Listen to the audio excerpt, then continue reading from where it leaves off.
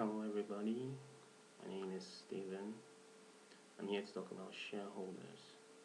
The general view about shareholders, the general idea is that shareholders own corporations and directors are agents of the shareholders.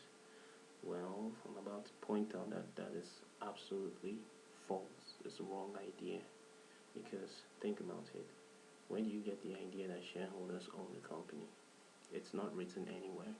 You can check your share certificate, you can check the memorandum of association, you can check the article of association.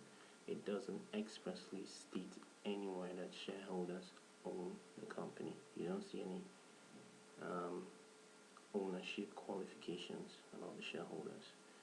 Now, secondly, you could ask, what's the proof that shareholders actually own company or corporation? And you'll be told, well, they have the right to vote.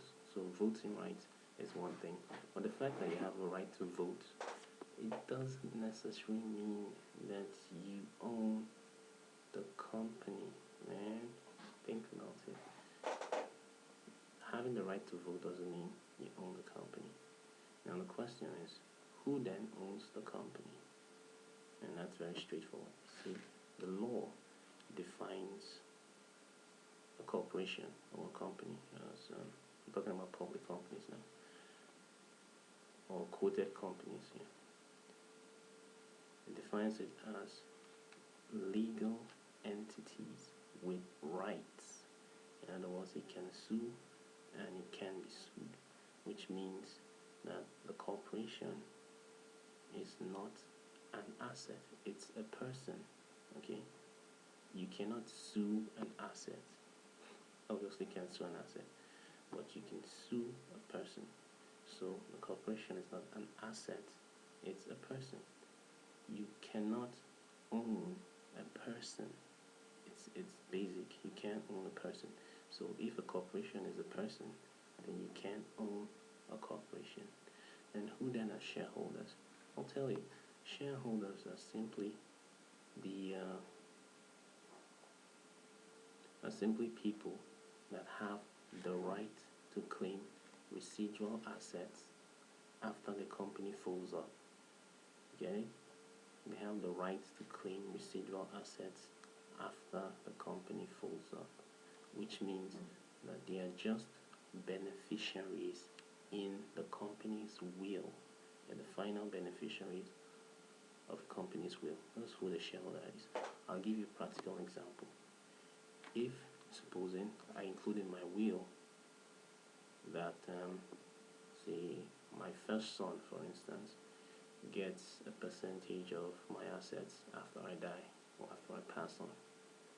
Now, and then I go one step further, and in fact I give him a certificate to prove that he gets a percentage of my assets after I pass on.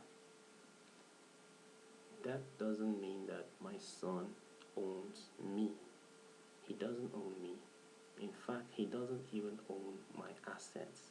What he has is the right to claim my assets after I pass on, not while I'm still alive. That means he doesn't own me.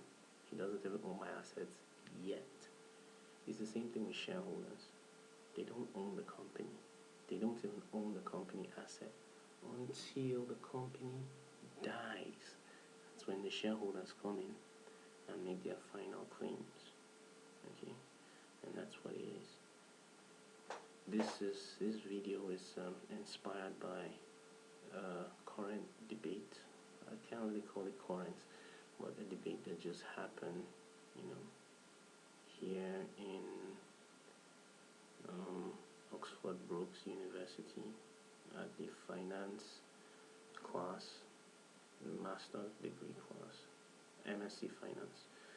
It was the debate that went on in class, so I took the side that shareholders are not the owners of the company because it's obvious.